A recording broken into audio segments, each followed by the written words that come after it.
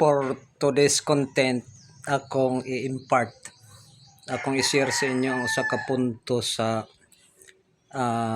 pagtulunan nga gitawag og Apostle Creed.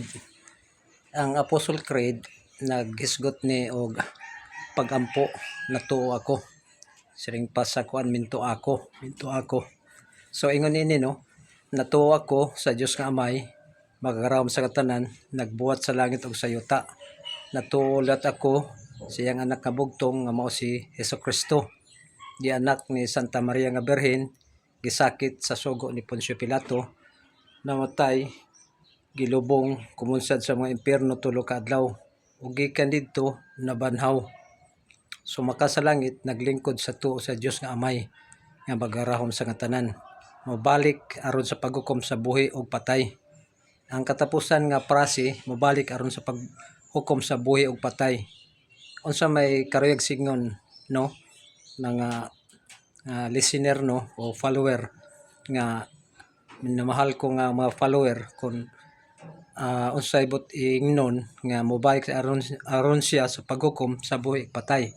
Unang-una, sa dakong kasakitan o umabot nga Armageddon, dunay luwason ang Dios, buhi gyud, makalabang buhi. Pila na sila ka buok ang giingon sa Biblia. Sa Pinadayag City no 9 ngadto sa 14 gisgutan na nga dako nga panon sa katawhan gikan sa lain pinulungan kay gikan sa nagkalaing rasa.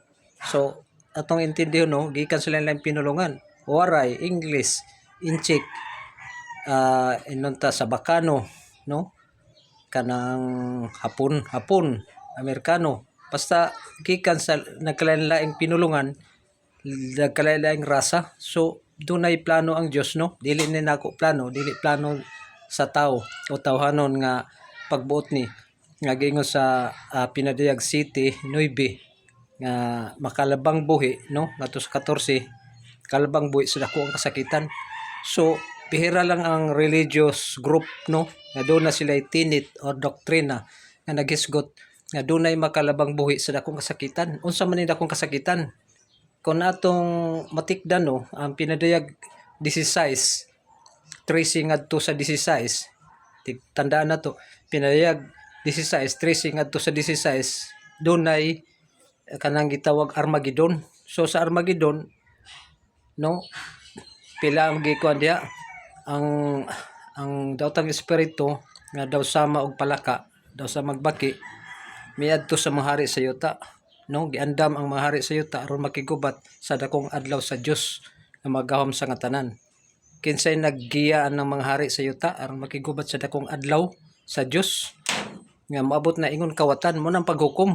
So diha dunay gisit aside ang Dios nga dako nga grupo sa katawhan nga pwede ka o pwede kita no nga maapil niya na nga makalabang buhi sa dako nga paghukom sa Dios. Ang teksto ana naa sa Pinadayag City 9 ngadto sa 14. Ikaduha nga punto no atong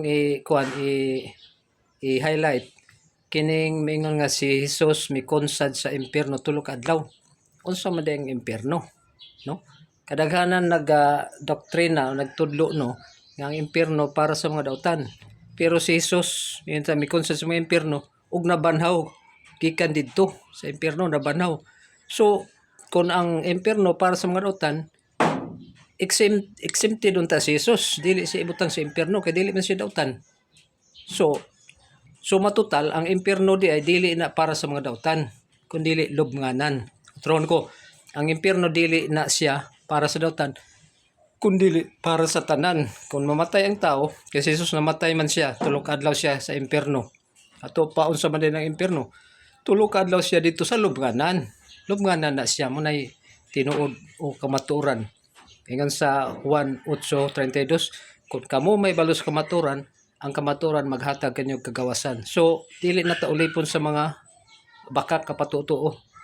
So mao na no ang akong duha ka punto ang isgutan kining dakong panon nga walay usa ka tawo nga makaihap nga makalabang buhi sa Armageddon o gubat sa dakong adlaw sa Dios gitawag nagpaghukom. O kining impyerno nga ang impyerno para sa mga daghang religious grupo religious group ang ilang pagtudlo ini para sa mga dautan. So ang pangutan na unsa may sala, unsa may dautan na buhat ni Jesus, kadto man siya sa impierno. O nanda kong pangutana, kay ang impierno sa tinod lang lubnganan na siya para na sa tanang tawo nga moagi og kamatay, ilubong. Dili na siya kalayonhon nga pagsakit. Kaya ang kalayonhon nga pagsakit gitawag na siya og Gehenna or kanang menta nga complete destruction. Mao na siya diha ang kalainan sa impierno,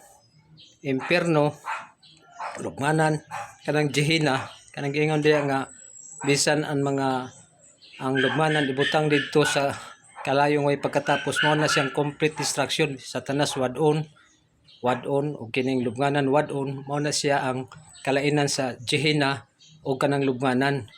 Ang Gehenna para sa tanang dautan, ang lubnganan para sa tanang tawo mga matay. Pwede makahabwa ang tawo gikan sa impierno ug mabuhi pa, no? Kay lubnganan man na siya. Sa ato pa diin man ang mga tawo ibutang, diba, sa common grave o lubnganan nga sa Hebreo Sheol, sa Greek Hades. Mao na ang sikreto nga gipasa no sa ato sa mga Bible scholar ug mga taong nagbasa, tinuod nga nagbasa sa kamatuoran sa Biblia. Dinhi na lang kutob mayong adlaw sa ato nga tanan.